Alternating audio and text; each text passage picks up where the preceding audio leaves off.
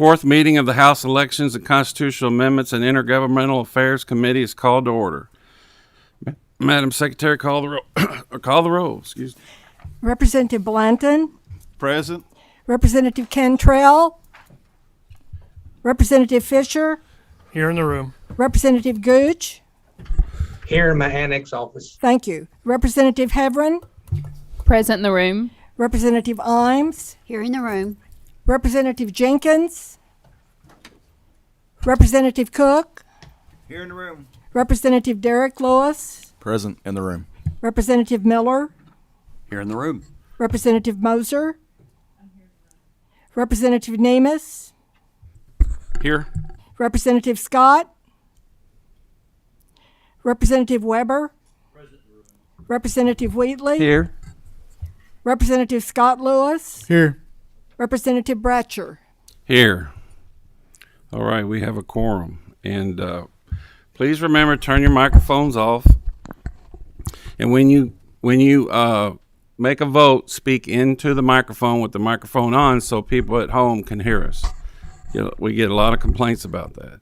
Does anybody have a special guest here they'd like to recognize? Okay.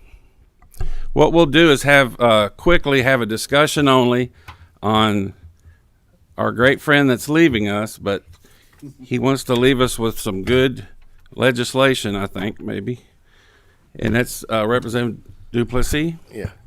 2 plus 3, Duplessis. 2 plus 3. Yeah. It took me forever as whip to figure that out. Mr. Chairman, the floor is yours for House Bill 168. Mr. Chairman, I do appreciate you letting me bring this to your committee for discussion. I do believe the bill is ready if the committee should so choose down the road. But today I just want to talk for discussion and hopefully hear some feedback from you if there is a desire to move forward on this. We can all agree, and I guess when I think about my legacy here, Mr. Chairman, I like to think that I tried to be nonpartisan, that I tried to listen to both sides, although I'm sure I vote one way more than the other, I'd at least try to give some listen to the other side. So I hope my legacy is one that somebody who used common sense and reasoning, not emotion, to make my decisions, which bore some of the thought of this bill. This bill is a nonpartisan elections bill for certain offices in our state. If we think about the hyper-partisanship that we have in our country right now, it's surely as bad as it's ever been, and it's something I think everybody would agree it's not healthy to have. Now, when we're talking policy makers, which all of us are, I think the people voting for us need to know where we stand on policy and what party we align with, because that helps them to make an informed vote. But when I think of the person who can arrest you, the sheriff, who can prosecute you, the county attorney, who can jail you, the jailer, those offices are in no way partisan offices. They don't make policy. And I, Mr. Chairman, think that we should have those offices just like the judge that they support, the judge that would adjudicate those cases, who's nonpartisan. I think those offices, too, should be nonpartisan. In an effort to help reduce the hyperpartisanship, I think that makes a lot of sense. I don't know of any instance, and I'm not doing this because my sheriff has gone against somebody because of their party or anything like that. But we all know that favors happen when they probably shouldn't, maybe. I don't know I can't tell you a time that did, but we know that it can happen, right? So this bill simply says that the person who can arrest you, the person who can jail you, the county clerk who processes papers for our cars and everything else, he's not making policy. The circuit court clerk who's processing all this stuff. Again, those are servants, not partisans. So, Mr. Chairman, that's what this bill seeks to do. It seeks to tone down some of the hyperpartisanship that we have. And I guess that would be something I would hope my legacy would be. So with that, I'd love to take any questions. Does anybody have any questions? Representative Heverin. Representative, thank you for bringing this to us. As most probably know, that we do share a similar county, Hardin County, and this has been actually a conversation that's been brought up a lot in Grayson County and Hardin County. So I'm excited to look through this bill, and I appreciate you bringing it up for discussion because I do think it's something to consider, especially when we're talking about just dealing with the law and how those are really those should be nonpartisan because they're nonpartisan issues. So I do appreciate it. I look forward to seeing how this turns out. So thank you for bringing this. Thank you. Anyone else? All right. Well, I'll probably be contacting you independently to find out where you might sit. And if we're on, and Mr. Chairman, I'll come back to you with the whip count, okay? Okay, thank you. Thank you. You guys, if you have any questions, get to me. Appreciate you. All right, we will take up now House Bill 301. Representative Flannery. We do have a committee sub. It should be in your folder. Do you have a copy of it, Patrick? Not with me, but I have seen it. There was a motion and a second on the committee sub. Everyone, please, if you approve, say yes. Aye. Opposed, say no. Floor is yours, Representative. All right, apologize. I'm losing my voice. That may be a good thing. Get us out of here earlier. And I have with me Brian Sunderland with the Foundation for Governmental Accountability, and I'll let him do most of the talking, but we do have a committee sub. This was presented in the interim. It's kind of been labeled as the Zuckerbucks bill, but the committee sub does address some concerns that were raised by our Secretary of State, and I hope that it addresses his concerns. But what we are trying to do here is there's been I guess kind of a realization after the 2020 election that there were untold millions of dollars spent not on election advocacy, saying vote for someone, vote against someone, vote for an issue, or vote against an issue, but actually was being sent to state boards of elections. And I think that's very concerning.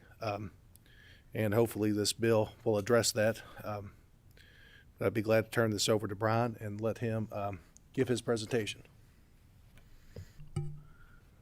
Thank you, Chairman Bratcher and members of the committee. I'm Brian Sunderland. I'm here on behalf of the Opportunity Solutions Project. House Bill 301 addresses a very specific threat to the integrity and fairness of elections in the Commonwealth. Kentucky demonstrated national leadership this last year by working in a bipartisan manner to strengthen the integrity of our elections. The Center for Excellence in Polling recently surveyed likely Kentucky voters on election integrity issues surrounding the recently passed 574. The provisions in this legislation have given voters greater confidence in how Kentucky's elections are conducted. 61% support prompt removal of ineligible voters. 63% support requiring IDs for absentee ballots. And 74% have increased confidence knowing there will be vote tabulation audits after every election. As good as House Bill 574 was, it did not address a threat that has been identified across the country and much has been written about. Currently, politically motivated groups funded by out-of-state billionaires can influence local elections, creating vast disparities in how elections are funded and operated from county to county. This creates a situation where election operations can unwittingly favor one side of the political aisle over another. In 2020, Mark Zuckerberg and his wife spent nearly $400 million to fund election activities across the country, and that means exactly what it sounds like. Everything from voter registration to get out the vote efforts on Election Day. Many of you heard my presentation this summer. I won't go into great depth about some of the egregious examples that we identified, but I'd be happy to answer questions afterward. See, they didn't do this through a PAC or a campaign. They did it through government, through local election offices in states across the country. After all the elections concerns, alleged misinformation, censorship with Facebook, and we now know that the CEO was deploying hundreds of millions of dollars in cash from inside by financing the administration of elections. No matter what you think of Mr. Zuckerberg or the two foundations that he ran a lot of the money through, I want you to consider your thoughts on private funding of the elections in the following context. Yes, sir. Is that better? Would it be okay if George Soros did the same thing? Or if the money came from Charles Koch? Or what if Donald Trump was funding local election operations? I would submit to you, regardless of party, elections should be funded evenly and fairly by government dollars and not by partisan billionaires or special interest groups.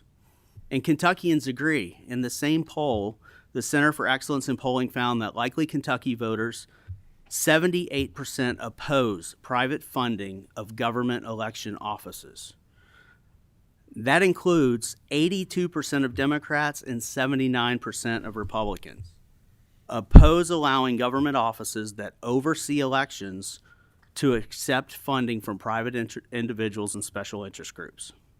Spending money to support campaigns and candidates is a very American thing to do, but infiltrating local election offices should offend us as Americans. I'm sure we can all agree, especially those of us in this room, that elections are one of the most sacred parts of our democracy. Public elections should be financed by public money. Private money should be reserved for campaign and advocacy outside the system. The good news is the current state budget recognizes this and has provided a lot of increased funding to the Secretary of State's office for election activities to ensure our elections are adequately funded by public dollars. Roughly 10 states have already done this, and that concludes my remarks on it. I'm more than happy to take any questions if you do.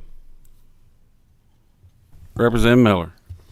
Thank you, Mr. Chairman. Two-part question, if that's okay. Yes, sir. First, did the money go to state boards of election or to local boards of election? The money that was given out through the vast majority of these grants were given to local boards of elections, but some money was also given to state boards of elections. Now, I believe there were like 40 counties of Kentucky that got money. Could you talk about why those 40? I mean, what criteria did the grantee put out there that just happened to fall on these 40 people or 40 counties? I guess what I'm asking is, were there strings that people had to agree to get the money? I'll do my very best to answer that question. In Kentucky, I think the number I heard was 43. Don't quote me on that. We've done a lot of work across the country uncovering where the money went, how the money was spent, how much went to different localities. We don't have a full picture. Our organization doesn't have a full picture of Kentucky, but what we have uncovered is that certainly it created massive disparities in who got money and who didn't. Some counties got less than $10,000. Others got $500,000 or more.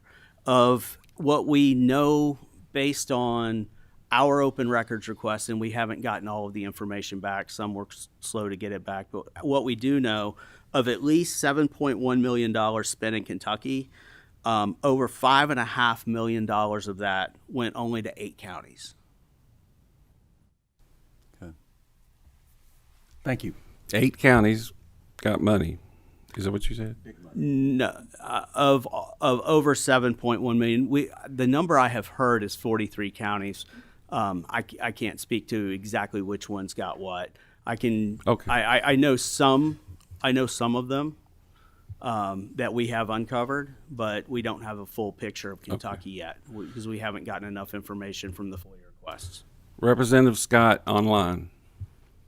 Thank you, Chairman. I would first like to register my attendance at the meeting today, and then I would like to ask, thank you. Duly noted.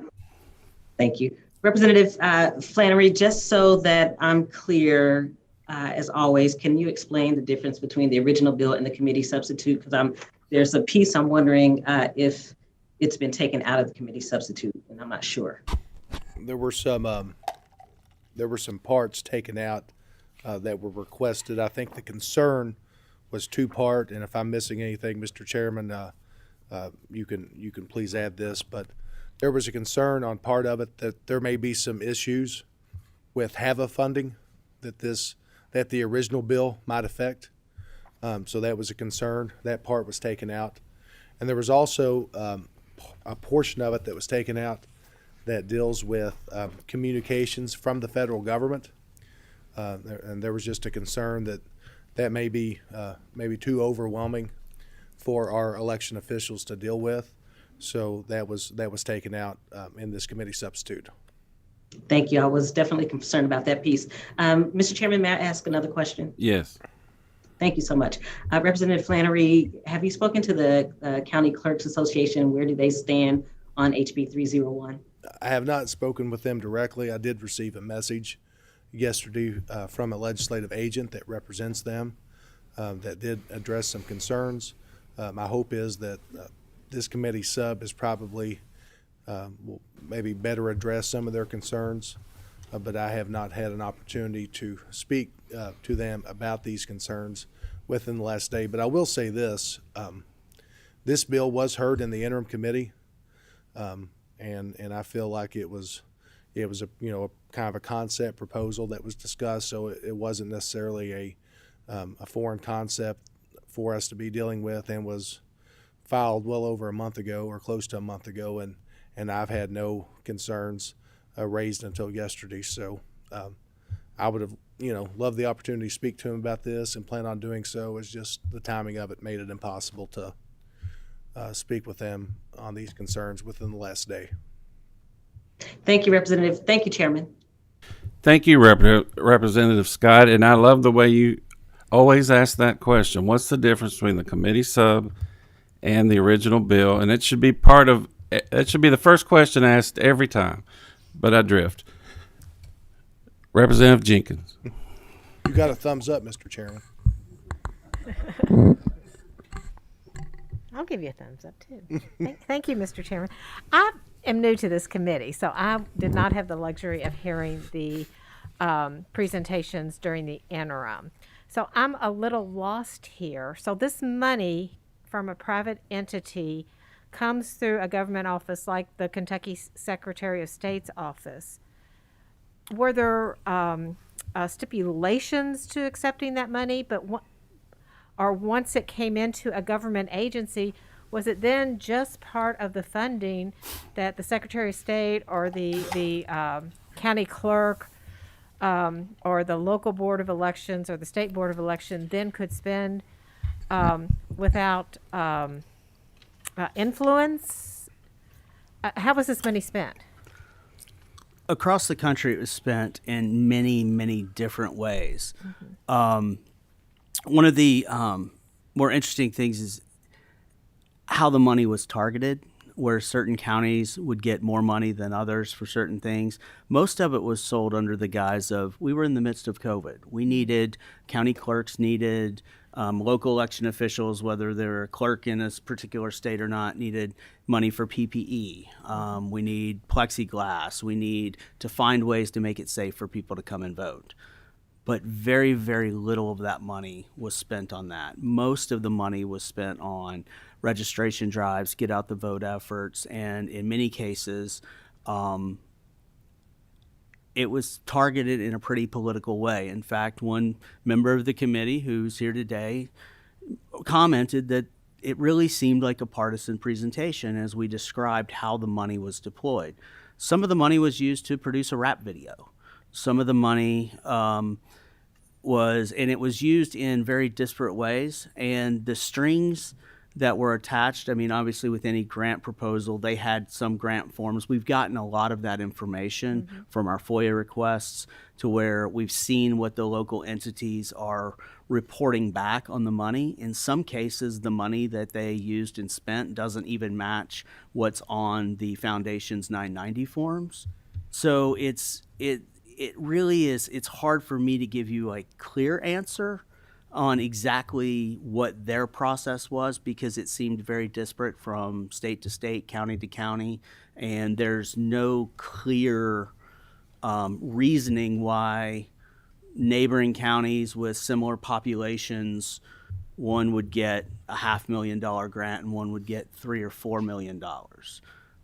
There's no reason why a county in Kentucky would get less than $10,000, a neighboring county over $500,000, and Louisville got $1.8 million, and it didn't always follow population. So that's my best ability. I mean, we can, I'd be more than happy to produce some of the slides that we had over the summer at the state fair for the state government committee. I'm sure they exist here at LRC already in some way, but I can dig those up for you if you'd like to see it or talk about it. That would be very helpful. May I ask another question? Sure. Thank you. When I look at section 2, where it talks about an employee of a governmental body, would this be like, would a poll worker, a temporary employee that only works on election day, would they be covered in this an employee language? What page and Oh, number? I'm sorry. I'm on page 1, section 2, subsection 2, line 15. It starts there.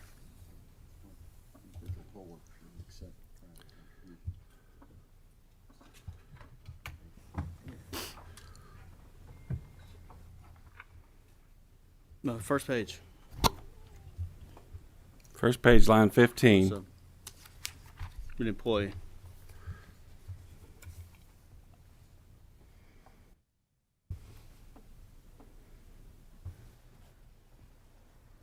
And the reason I'm asking this question is, I know in Jefferson County, very often we have seniors who sign up to be poll workers. They get, I don't know, $100 a day now. It might be a little bit more. If somebody comes in and offers them water or a sandwich or something else, and it's not paid for by the government, it's a private entity that with no strings attached, but just, I want to make, like democracy, I want to make the day go by better for these poll workers. Would they be committing a Class C felony if they accepted that? No, drinking a bottle of water is not administering an election. Okay. That's not the official function of operating an election. Okay, it's assisting with the election administration. But if you Representative Flaherty, I mean, I assure me that we're not going to go after. That's not my intent, and I don't believe it's the intent of any organization that's advocating for this legislation. This is, we weren't talking about small dollars here. I mean, this wasn't a can of pop or, some bubble gum. I mean, we were talking about millions upon millions that were targeted for certain locations that were spent. Yeah. So I don't see a dollar amount given to anything in here. I may have missed it. Okay, thank you. Representative Fisher. Thank you, Mr. Chairman. And I'm going to follow up on Representative Jenkins because that drafting of sections 1 and 2 seem to imply that we're prohibiting only employees of the governmental entity from taking private contributions. I think what you're trying to do here is to prohibit the governmental entity itself from accepting these types of private donations. So I would propose, if you want to keep employees in there as well, I would propose a change in the drafting to say no governmental body or any employee thereof shall solicit, take, or accept. Isn't that the intent of the bill?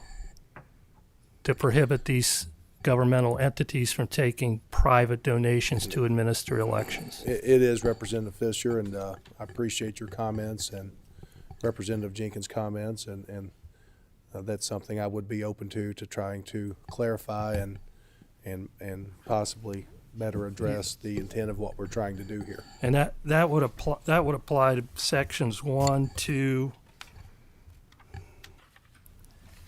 and subsection 9 of section 3, but Section 4 correctly says it prohibits the actual state board of elections from accepting these type of donations. So to make it consistent, that's what I would propose to do.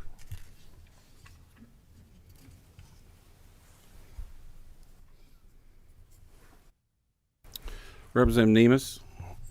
Thank you, Mr. Chairman. I just want to note that I've heard from one of my clerks, and the things that she mentioned have been corrected, to my knowledge, and so I'll reach out again to her, or at least the one that contacted me, to see if this has addressed her concerns. I think it has, with removing those two provisions. I would note that, just for people watching, why does this have the potential to be so pernicious? And the reason is, it's not that the activity itself is wrong. I mean, get out the vote, the rap video to get out the vote, those things are good things. We want more get out the vote, more machines to be bought, more paper, ballots. We want all those things, and those are good things. But it becomes problematic when a company has someone they support, let's say, and they want to give to particular areas. You could say a congressman that might represent 10 counties, for example, just to use it, just a hypothetical that doesn't apply to Kentucky, but it could apply with small changes to my hypothetical. And let's say that 5 of those counties are Republican and 5 of those counties are Democratic. You wouldn't want a company to give to the 5 counties that are Democrat. You wouldn't want a company to give the 5 counties that are Republican. And so I think that's where it can be pernicious. If we're ever going to allow private dollars in, it has to come through a nonpartisan thing. But I think this is a good bill. For example, Republicans have the legislature and Democrats have the governor. The governor could say, "Hey, company," or the Republican legislature could say the same thing opposite. So it's not partisan at all. But the governor could say, "Hey, company, you've already maxed out to me. You've maxed out to the Kentucky Democratic Party, but man, it'd be great if you could really give a bunch of money to Franklin County and Jefferson County and Fayette County to get out the vote." And also, let's say that there was a very wealthy Republican running, and her husband had a lot of money, or his wife had a lot of money, and they owned a big company, big corporation, and they could give a whole bunch of money just to Pulaski County and Whitley County and Oldham County. It's just bad. That has a smell to it that we don't want. And this General Assembly has tried, especially with the bill that we passed last year, with Representative Decker was the lead on, to try to clamp down on elections, potential elections misconduct. And I think this is a step in that direction.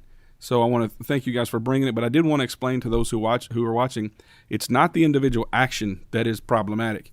It's the impact of that when you use a good action in a way that will is intended to have a partisan effect. And when we run our elections, in Kentucky, it'd be great because I think my side gets more contributions and we can really squeeze it.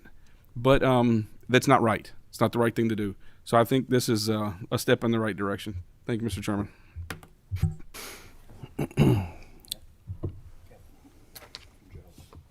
Representative Moser. Thank you, Mr. Chair, and thank you for the presentation. I will agree with my colleague, Representative Fisher, that I think that we could use some clarification, just some clarity in exactly who this pertains to. And I have a question. I guess my original question before some of the other questions had been asked was, which office does this come through at a state level? I mean, I couldn't really see that it came through the Secretary of State's office or the State Board of Elections, which would be nonpartisan. The State Board of Elections, not the Secretary of State office necessarily. And then where is the oversight? Who's kind of overseeing this? You want me to address that? I'll attempt to address that, and I'll let Brian follow up. I think it was a mixed bag across the country. What we're finding, but some of this, to my understanding, was given directly to the local boards of elections, and I believe it may have been different in other states, but there are kind of different. There's not really any oversight currently, right? And that's kind of part of the problem that we're dealing with. I know several of our sister states are trying to tackle this issue and deal with it. And there are different models of legislation. Some of those models do allow a organization like the State Board of Elections or maybe the Secretary of State to have some oversight of those. And then there are types of legislation like this one as it exists now that just prohibit it, flat out. So I hope that addresses your comments or your question, but in this, there's really not any oversight, if you will, because it would be a prohibition on those private funds. Well, if I may ask one more question. Well, it says unless entered into a lawful contract for goods and services. So, I mean, there is some allowable contribution, right? And then I just would like an example of some of those goods and services. The language you're referring to, Representative Mosier, is to allow the local election officials to enter into contracts with vendors, not to, there was some question in some other states how the language was drafted, whether it would prevent them from having vendors come in and help do certain things. I had a conversation with the Secretary of State in Tennessee, and they use 5 different voting machine vendors down in Tennessee. So, I see. To ensure that as okay. part of that, that's not something that you're going to prevent people from working together on. Okay. To follow up on your previous question, currently there is no oversight. There is no way of knowing unless people voluntarily disclosed what it was, or if somebody were to go find the 990 form for the nonprofit that sent the money somewhere in order to be able to find out how the money got where it got. Unlike campaign donations, where there's lots of ways of finding out and there's instant disclosure laws and things like that, we don't know the full extent of how the money has gone across this country. We have a good idea on a lot of it that we've gotten from FOIA requests and election offices, and we even found an instance where the group that gave the money somehow ended up with a set of keys to where the ballot storage boxes were, and things like that make the public really look at this and say this is not right. So most of the states, some have. I know that the Georgia model has been used where Georgia left in the possibility of money going through their version of the State Board of Elections to then be distributed so they could prevent, hopefully, this sort of like targeting and that sort of thing. I would submit to you that most states, when they get into this and they start thinking about it, they fall in the category of elections should be funded by government operation, by government dollars. It shouldn't be clouded with money from a certain group came in, whether it was distributed by population, by voters, by whatever formula. And it wasn't that long ago that this General Assembly had to intervene in our own State Board of Elections because of some of the things going on and make some changes there. So I would submit to you that the Georgia model would help clean up some of it, but I don't think the Georgia model really truly solves the problem. And that's why I think most states are going with an outright ban. Okay. All right. Thank you. Representative Wheatley. Thank you, Mr. Chair. Thanks for bringing this in, Brian. Nice to see you again. We chatted a little bit after the presentation this summer. And from the 20,000-foot view, I think everybody does agree that we don't want private dollars just rolling into local election offices for whatever reason. But then when you get into the details, it does get a little bit, as Representative Mosier just referred to, we need to have the controls and know where it outflows. And I actually do like the Georgia model, where there is an opportunity for nonprofits, as I believe used to happen in this state.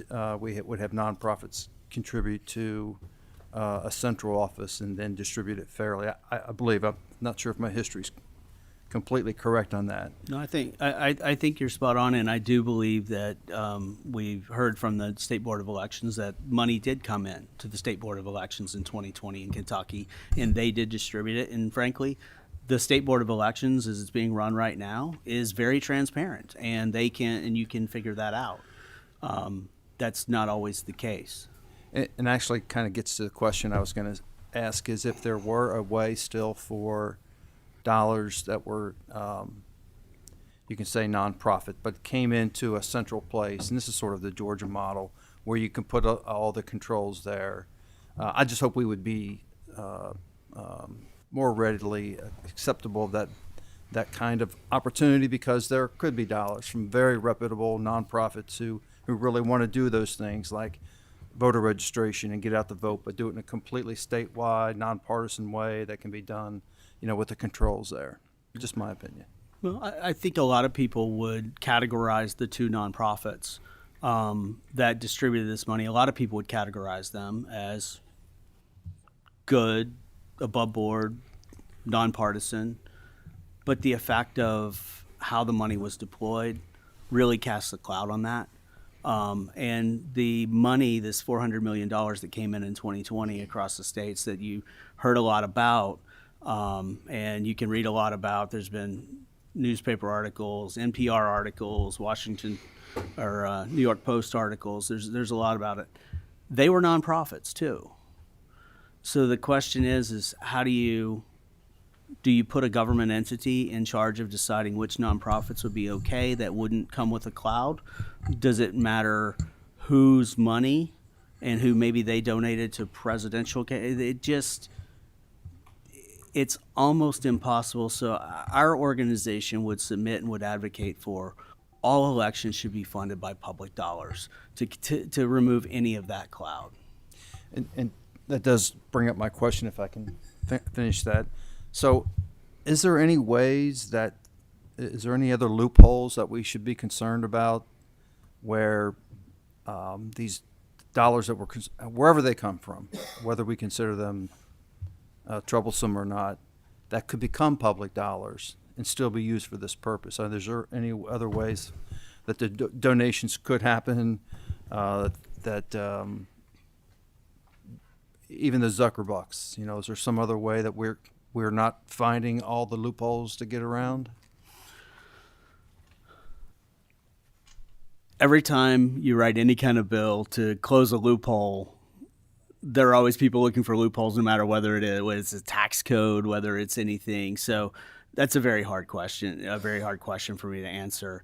What I would suggest is just kind of going back to the, one person's legitimate nonprofit is another person's partisan advocacy organization.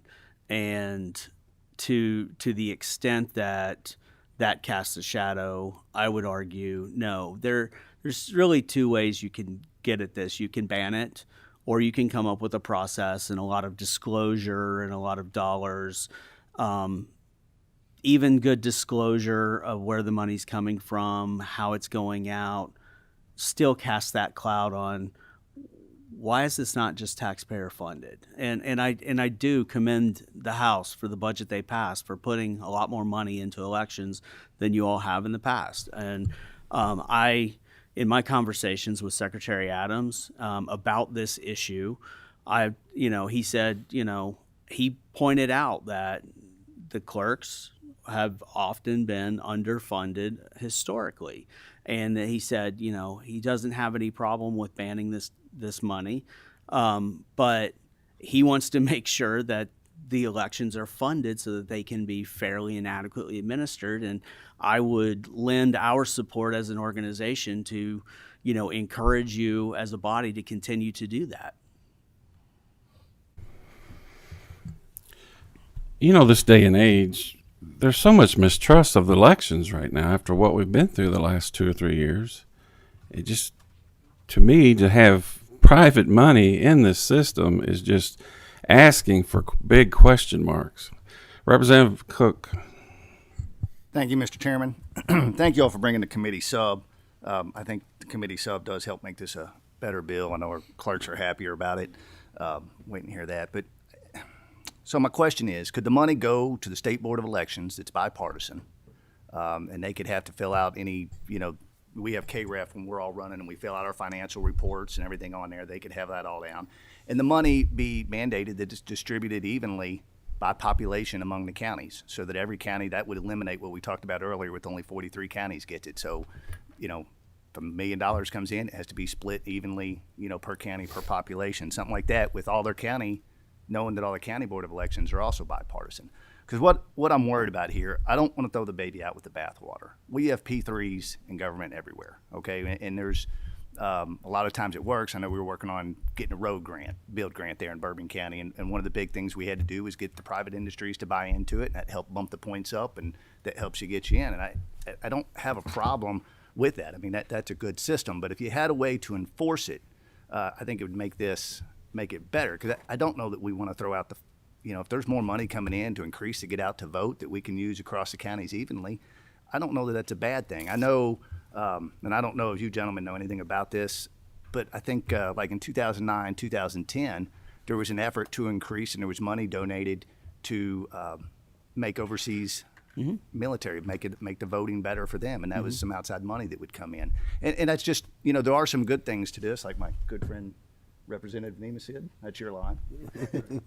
There are some good things that can come out of this too. So I would like to look at this, how do we can control the bad to make sure, you don't have a runaway where, all one county gets it or anything like that. If we did it evenly, maybe we could keep some of this and it would help everyone. That's all I got. Representative Heverin.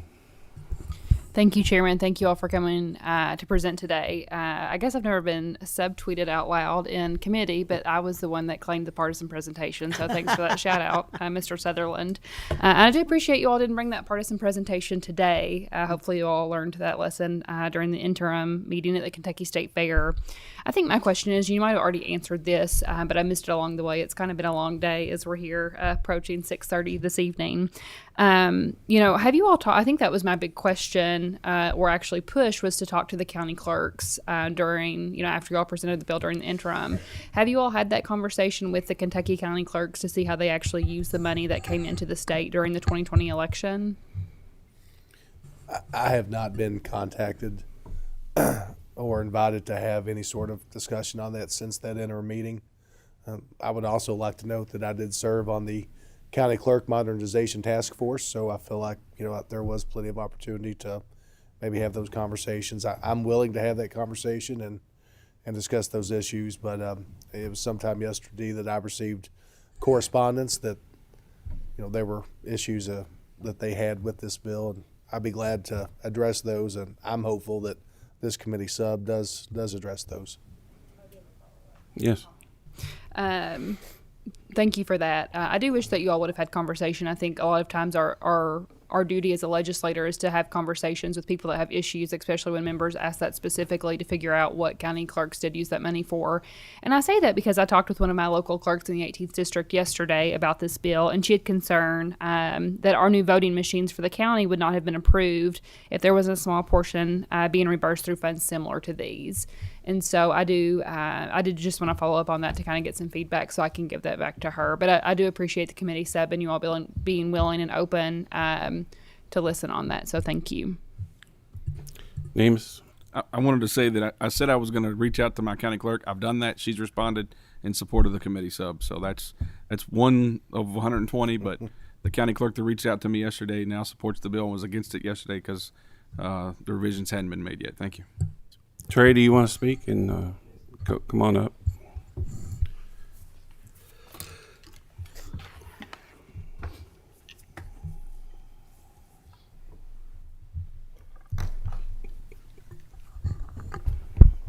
Just identify yourself, and the floor is yours. Sure, I'm going to go first. I'm Trey Grayson, the legislative agent for the clerks and former Kentucky Secretary of State. I'm going to talk a little bit about some of the big picture stuff about how the money was used in Kentucky, and then Jason will talk about how he specifically used the money in the last election. But first, we want to say is the committee sub definitely improves the bill from the clerk's standpoint. So we appreciate the committee sub. The two sections that were removed were the most onerous pieces of this bill. As far as Section 1 goes, this money, there were 43 counties in Kentucky that received local money. The State Board of Elections got $1.6 million. Counties use this to mail postcards, for example, in Kenton County, to every registered voter about all the new ways to vote and new places to vote because of the temporary rules. Some bought no voting equipment, as Representative Havern noted. Others bought PPE, from masks to just buying a whole bunch of pens because we needed to have a lot of pens because we didn't think we could reuse them. Now we know a little bit more about the disease. But at the time, there was concern about that. So we were running an election in the middle of a pandemic after a budget had been passed, and there were just a lot of unplanned expenses. And so that's where this money was used in Kentucky counties. Every Kentucky county had the opportunity to request. And my understanding is that every Kentucky county got what they wanted. And the state board had an open meeting and debated. It wasn't a slam dunk. I remember talking to Jared Daring, the then executive director of the state board, because he had a lot of the concerns. I mean, I think we all share, everybody agrees the concerns of what private dollars could do. And so the board, which is bipartisan, voted to accept the money and use it to help defray the costs. Representative Cook referenced, it was 2009, or I don't remember the exact year, but we received, the State Board of Elections received at the time, I think it was like a $10,000 grant from a foundation to help us upgrade and build a new website so that we could do a better job of communicating to overseas and military voters. There was a big push at that time in the country. We had all these soldiers in Iraq and Afghanistan for long periods of time. It was really hard to be able to get a ballot to them and back. And so those websites were designed to be able to show them all the different options. And so we got a grant and we built a new website to make it easier for those folks to vote. And I think for the association standpoint, recognizing the challenges with the private dollars, we do like the Georgia model better because it would preserve the ability to receive money at the state level to then make sure it's distributed equally. Because I think Brian Sunderland, my friend's right, it wasn't done pro rata at the local level in Kentucky or nationally. There were some, it was bigger counties got more money, but they got proportionally more money. It wasn't a formula. And that was a little troubling for that reason. Now, it does cost more to run more, elections in big counties, and it costs more than pro rata more to run elections in big counties. But, those are some of those issues. And so if you were to run it through the state, I think the throwing the baby out with the bathwater reference is a good one. So the clerks would appreciate more of a Georgia style, if you're going to do some tightening of the language as well, to make sure that we don't criminalize anybody who's inadvertently doing something in Kentucky in elections, but appreciate the spirit of trying to tighten this up because Lord knows we don't want to push the scales in any particular county. So Jason Denny is and I'll let him introduce himself. Go ahead, sir. Introduce yourself and the floor is yours. Jason Denny, Anderson County Clerk and the current president of the Kentucky County Clerks Association. In a perfect world, elections would be fully funded. They have not been. During 2020, we saw a different style of an election process that the Secretary of State and the governor came up with, nonpartisan, and with that working relationship, we as county clerk were able to work through this and pull off a nearly perfect election. One of the smoothest run elections that Kentucky's ever seen in a short time period. But without this funding mechanism that was brought to the county clerks through a grant process, Anderson County would have not had the funding available to do some of the things we did. We sent mailers to every voter. We had signs made to describe where the voting centers were. We did a aerial video with the drone, and paid for that to show people that they could watch a video on exactly how to go to our facilities and how to get into the front doors and vote, how the traffic flow went, because we were running 19 days of voting, and we had lines every day. We were able to purchase a mobile voting trailer that we could set on a lot and people could walk up to and vote. Other clerks did other things such as that. Some bought voting equipment that has been approved through a process with the State Board of Elections. I would hate to see this mechanism totally taken away from us. I do, however, think it needs to be restricted. There needs to be rules. There needs to be, it needs to be distributed equally, maybe based on either population or registered voters in each county, because that's the fairest in my opinion. But to take this away totally, and I do believe if you restrict it, it will probably, the chances of these monies coming into the Kentucky might be less. But there may be some groups still wanting to contribute to help promote elections. And if it's advertising of a polling center, and it's used correctly by a basically a nonpartisan local board of elections and distributed fairly across the state straight with no strings attached. And I'll say to this, I was very leery when I applied for that grant, but there was never a question on what I had to do with that money. I told them what I wanted to buy. I wanted to advertise. I wanted to send mailers. I told them how much it was going to cost to do this and that. They never said you can or cannot do this with that money. It was applied for. If I had known today I could have applied for voting equipment, I would have applied for more money because I didn't. I didn't want to be hoggish. I said, okay, I'll apply for $15,000. I received $9,980 some dollars is what and I was thankful to take, and I spent every last dime of it without our fiscal court having to fund elections, because, you know, if it was not for motor vehicles in a county clerk's office and now land records, we would not be able to fund voting. That's what funds your voting. The other aspects of our offices and the county fiscal courts. So all the money has to come out of those budgets. We don't receive enough money from voting to pay for voting. Let's just say that. So I wish you would consider that.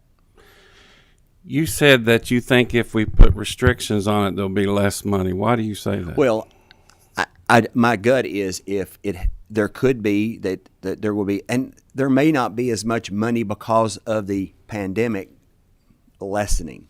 I think it was a big push to help. I really believe this money in most areas was designed to just help the administrators get this money. There may not be as much money in the future. There may be much money if they know they have to go to a certain entity. But at least if it does come to the state, we know that it's distributed equally, and the state can set guidelines on what it's spent. Maybe you can set guidelines on what the state board can allow it to be spent on. You know, but to say we just totally say no more, I don't know. It would take an opportunity away. Can I ask you something? This is what I've been in a discussion with, and these might sound like silly stories, but I'm going to ask them. If somebody running for governor that was wealthy, or had a brother or somebody, this is purely hypothetical, came to your Anderson County courthouse and said, I'm going to give Anderson County $5 million to do what it wants on an election, and then leaves that day, and you accept that money, do you think that would be a good process for? I can understand what that looks like. It doesn't look good.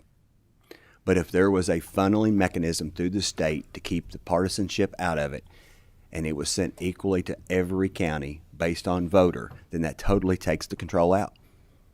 But in my opinion, last year but we would no know option. where the money comes from, right? Excuse me? You knew where the money came from, Mr. Yes, sir. Zuckerberg. Yes, sir. So if it had been, say, and I'll just use the word Donald Trump on one side, or pick the other opposite on the other, you would have still been okay with that. The county board of elections voted to accept that money because we had no money to do what we needed to tell the voters how to go vote, and we had the highest turnout of any county in the state. I just think there'd be total outrage if that happened. That's just me. Maybe I totally understand. Total outrage. But if it can go through this, like the state board of elections, and everybody gets distributed equally, and we use it for the good, the rules, we advertise, we do things like that. That's what it ought to be used for. Unless we find a funding mechanism from the state. I know we've got money now from the federal government, but that money's not always going to be there. Will there be funding year after year after year for county boards of elections and counties to keep up the cost of elections? The money's not there. We're almost desperate to fund elections in our counties. So if we're not If it's not this, where's the funding coming from? Because voting machines get so expensive. My county just borrowed money, $250,000 that we're going to be paying on over a 10-year note to pay for equipment. And by 10 years, that equipment's wore out, and it's going to cost probably $400,000 to $500,000 in 10 years. And then we're never overcoming that boundary. Equipment costs, vendor costs, e-poll books that we testified on earlier today. There's always a cost with elections, and we want integrity with elections. We want clean elections. We want elections as good as 2020 forever, but we need funding. So if we can get funding, okay, take their money and tell them to keep it. But until then, we need some sort of avenue to help us out. And I understand what you're saying. I do. Representative Miller. Mr. Chairman, it's just not a question, but just kind of a general statement is, I think personally I would be comfortable with the Georgia model here, but there is just so much distrust, as someone said earlier. Right now in elections, I get emails just about, seems like every day, questioning the integrity of our elections, which I think is There's a bogus distrust personally, but there's so much distrust. I intend to vote for the sub, but hope that if the Georgia has a good election next time, and most of the hubbub is behind us, I think when I won't be here, but I'd certainly argue to go the Georgia model in 2 years. Thank you. Well, any more questions? We do have some cleanup on this committee sub. Let me get a feel from the committee. Could we clean this up on the floor? Or how are we feeling about it? Representative Fisher. I'd be happy to clean it up on the floor. I mean, there's a few things that are definitely need cleaning. I say yes, we can clean it up on the floor with the floor amendment. Turn on your mic, Joe. Say that again. I said, I think based upon my suggested language, I think we can clean it up on the floor with a floor amendment. Motion on the bill. Clerk, call the roll. Representative Blanton, Explain my vote. Based upon the fact that we are going to make some work and do some cleanup with the floor amendment and things to move the process forward, to get to that amendment process, I'll vote aye. Yes. Representative Cantrell, Representative Fisher, Yes. Representative Gooch, Yes. Representative Heverin, Explain my vote. Sure. Thank you, Chairman. I'm voting yes today in order to get this process started with the floor amendment. I trust that my colleague, Representative Fisher, will help get this cleaned up. I do still have concerns just with concerns shared with my county clerk, but I do trust my colleagues to get it cleaned up as promised, and I trust the sponsor of the bill on this. So thank you. Representative Imes, Yes. Representative Jenkins, Explain my vote. Yes, ma'am. I'm explaining a no vote. I think the committee process is where we get bills right. And when we send a bill out of here with a positive outcome, we should be, all of us on this committee should be sure that's exactly as we want it to pass on the floor. So for right now, I'm a no. Representative Cook, Explain my yes vote. Yes. I vote aye. For the same reasons my colleagues have echoed here, just like to see some cleanup and some changes made. I think we can make this better. Thank you. Representative Derek Lewis, Explain my vote, Mr. Chairman. Yes, sir. I'm also going to vote yes today. Two of my clerks reached out to me. The committee sub certainly helps, and we'll go from there. Thank you. Representative Scott Lewis, Yes. Representative Miller, Yes. Representative Moser, If I could explain my Yes, vote, ma'am. please.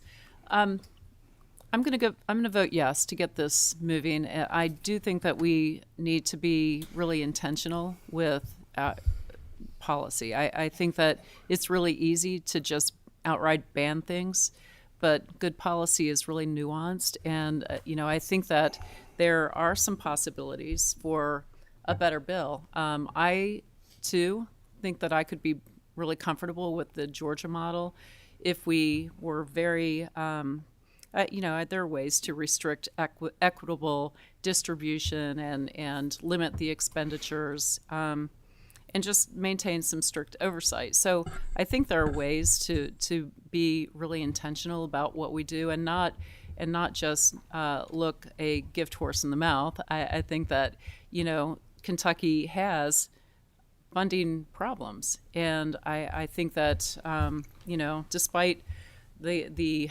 distrust of the system, I think there are really good ways to tighten this up. So, yes. Representative Namus, Yes. Representative Scott, No. Representative Weber, Yes. Representative Wheatley, No. Representative Bratcher. Yes. House Bill 301 passes with favorable expression. Meeting adjourned. Thank you guys for staying. Thank you for working with Patrick's schedule.